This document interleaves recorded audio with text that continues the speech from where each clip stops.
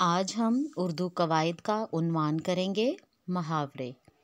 میں آپ کو بہت ہی آسان انداز میں محاورے کی تعریف اور اس کے معنی اور اس کا جملوں میں استعمال بتاؤں گی۔ سب سے پہلے ہم محاورے کی تعریف کرتے ہیں۔ یہ الفاظ کا وہ مجموعہ ہے جس کے معنی اصل معنی سے مختلف ہوتے ہیں۔ دوسرے الفاظ میں ہم ایسے بھی تعریف کر سکتے ہیں کہ محاورہ کسی لفظ کو حقیقی معنی کی بجائے غیر حقیقی معنی میں استعمال کرنے کو کہتے ہیں۔ یعنی محاورہ جو ہوتا ہے وہ اپنے اصل معنی نہیں دیتا بلکہ اس کے معنی بالکل مختلف ہوتے ہیں۔ جو الفاظ ہم پڑھتے ہیں محاوروں میں یا جو الفاظ ہمیں نظر آتے ہیں یا جو الفاظ ہم لکھتے ہیں محاوروں میں، ان کے معنی ان الفاظ سے بالکل مختلف ہوتے ہیں۔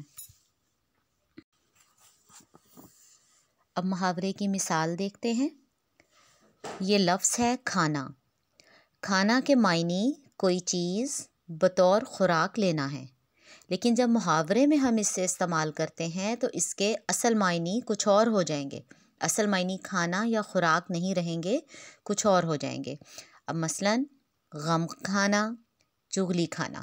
اب دیکھیں غم کھانا کو اگر دیکھیں تو بظاہر اس کے معنی یہی نظر آتے ہیں، غم ہے اور اس کو کھایا جا رہا ہے، لیکن جب حقیقتاً اس کے معنی ہم دیکھ رہے ہوتے ہیں تو غم کھایا نہیں جاتا۔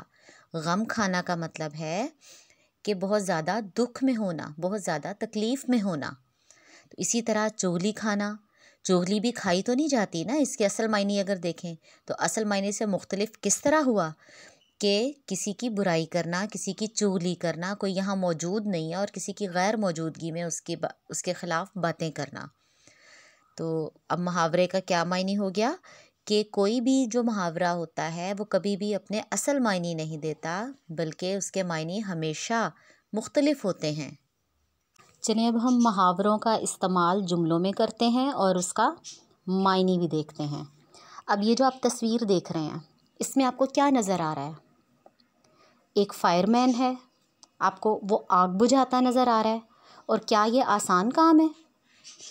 لفظ آپ کے سامنے، محاورہ آپ کے سامنے لکھا ہوا نظر آ رہا ہے کہ جان پر کھیلنا، یعنی وہ اپنی جان کے ساتھ کھیل رہا ہے۔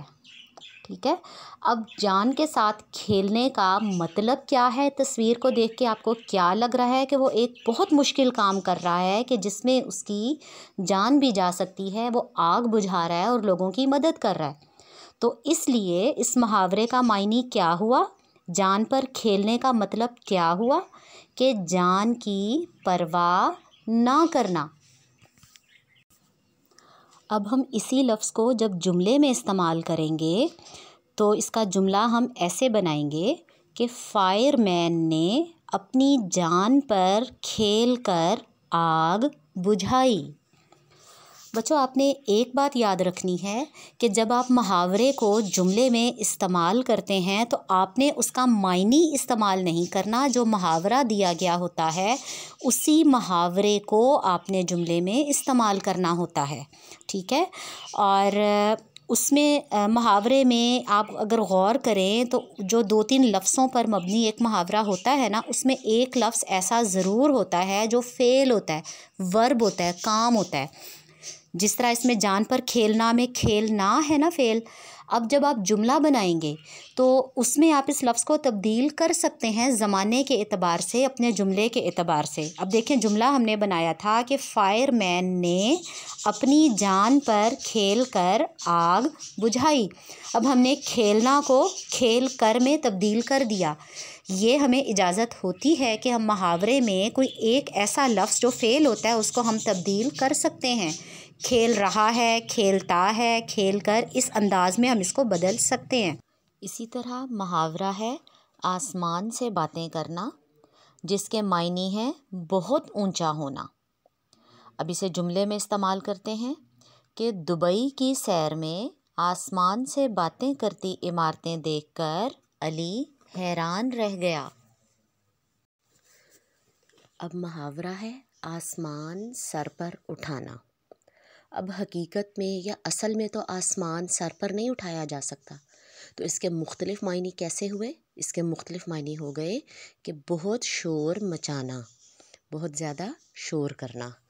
تو اب اس کو جملے میں ہم اس طرح استعمال کریں گے کہ چھٹی کی گھنٹی بجتے ہی بچوں نے آسمان سر پر اٹھا لیا۔